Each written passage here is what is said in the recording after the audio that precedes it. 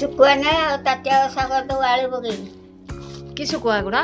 ଶିଳା ଶୁଖୁଆ ଆଉ ସୋରିଷ ଦେଇକି? ସୋରିଷ ଦେଇ ତାଟିଆରେ ବସାଇ ଦେବୁ କାଟିବୁ। ହଉ ହଉ ଟିକେ ଆଳୁ ଦିଟା ଦଉଛି ମୁଁ କାଟିଦବ।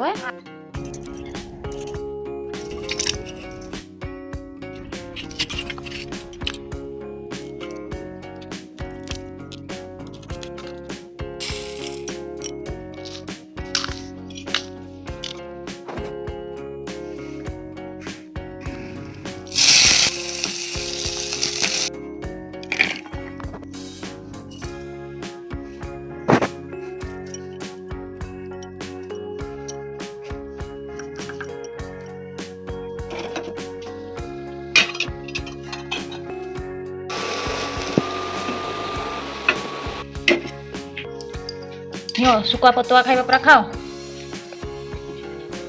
ଶୁଖୁଆ ପଟା ଭଲ ଲାଗୁଛି। ଭଲ ଲାଗୁଛି? ଖାଇଦେବା ପଖାଳ ହେଲା।